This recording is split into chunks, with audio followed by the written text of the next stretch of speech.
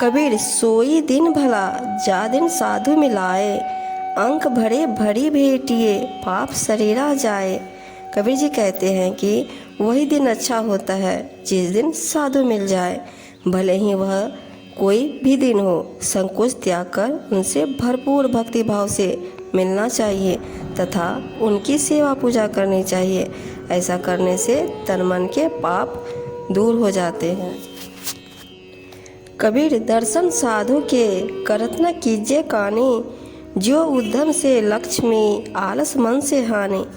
कबीर जी कहते हैं कि साधु के दर्शन करने में कोई भी बहाना नहीं बनाना चाहिए।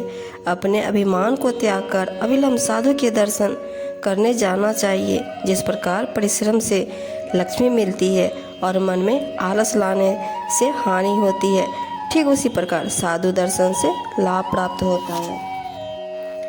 बहता पानी निर्मला बंदा गंदा होए, साधु जन रमता भला दाग न लागे कोई।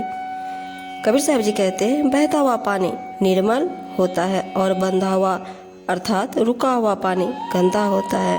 इसी प्रकार साधु संतों का ज्ञान भाव से विचरण करते रहना अच्छा होता है। इस तरह विचरते हुए उन्हें कोई दोष नहीं लग सकता अर्थात महादेवी नहीं हो सकता। बंधा पानी निर्मला जो टुक गहरा होए, साधु जन बैठा भला जो कुछ साधन होए। बहता हुआ पानी अर्थात रोका हुआ पानी निर्मल हो सकता है यदि वह कुछ गहरा हो। इसी प्रकार साधु संत भी बैठे हुए अच्छे भले हो सकते हैं यदि वे साधन संपन्न हो अर्थात साधना की गहराई में अनुभवी हो, ध्यान भजन में प्रवीण हो। दया गरीबी बंदगी समताशील स्वभाव, ये तो लक्षण साधु के कहे कबीर सद्भाव। सदगुरु कबीर जी सद्भाव पूर्वक कहते हैं कि दया, विनम्रता, सेवा, समता, शील एवं सत्य भाव ये सब संतों के लक्षण हैं। इन्हीं सद्गुणों से संत सबको सुखदायी होते हैं जिससे वे सर्वत्र पूजनीय होते हैं। आशा तजे माया तजे मोह तजे अरुमान, हरस सुख निंदा तजे कहे कबीर संत जान। कबीर जी कहते हैं कि संत उन्हीं को जानो जिन्होंने सभी आशाओं का त्याग कर दिया हो, संसार की माया और मोह का भी त्याग कर दिया हो और मान अपमान को छोड़कर समरूप हो गए हो। किसी की प्राप्ति पर न तो वे हर्ष से फूले समाते हो और न कुछ खोने पर दुखी होते हो, जो निंदा ईर्ष्या से दूर रहकर अपने ही सद्भाव में रहते हो। संत न छाड़े संतता कोटिक मिले असंत, मलय भुवंगम वेदिया शीतलता न तजंत। साहिब जी कहते हैं चाहे करोड़ों असंत अर्थात अज्ञानी पापी मिलकर संतों के ऊपर वार कर दे, परंतु संत अपनी मर्यादा को कभी नहीं छोड़ते। जिस प्रकार चंदन के वृक्ष पर अनेक विषधर लिपटे रहते हैं, परंतु चंदन अपनी शीतलता के गुण को नहीं छोड़ सकता। हंसी खेल हराम है जो जन रमते राम, माया मंदिर इस तरी नहीं साधु का काम। जो सज्जन सदा राम में रमते हैं अर्थात आत्मज्ञान में स्थिर रहते हुए ध्यान भजन में लीन रहते हैं, उनके लिए सांसारिक हास्य मजाक तथा खेल हराम है।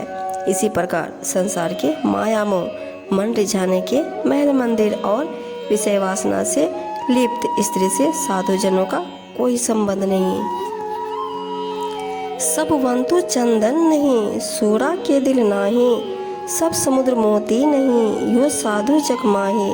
कबीर साहब जी कहते हैं सारा वन चंदन नहीं होता, सुरबुरे के दल नहीं होते और सारा ही समुद्र मोतियों से भरा हुआ नहीं होता। इसी प्रकार विवेकवान साधक परायण विरक्त साधु इस संसार में बहुत कम होते हैं अर्थात इस संसार में ऐसे वैसे की तो भरमार है, परंतु मूल्यवान व गुणवान पदार्थों का अभाव है। संगत कीजिए साधु की कभी न निष्फल होए, लोहा पारस परस दे सो भी कंचन हो। कबीर साहब जी कहते हैं साधु संतों की संगत करो, वह कभी भी निष्फल नहीं हो सकती। जिस प्रकार पारस मणि के स्पर्श से लोहा स्वर्ण में बदल जाता है, उसी प्रकार संतों के सत्संगति से दुष्ट दुर्जन भी सज्जन बन जाते हैं। सो दिन गया आकाश में संगत भई न संत, प्रेम बिना पशु जीवना भाव बिना भटकंत। वह दिन तो व्यर्थ ही गया जिस दिन न तो सत्संग हुआ और न ही संतों का दर्शन मिलन हुआ।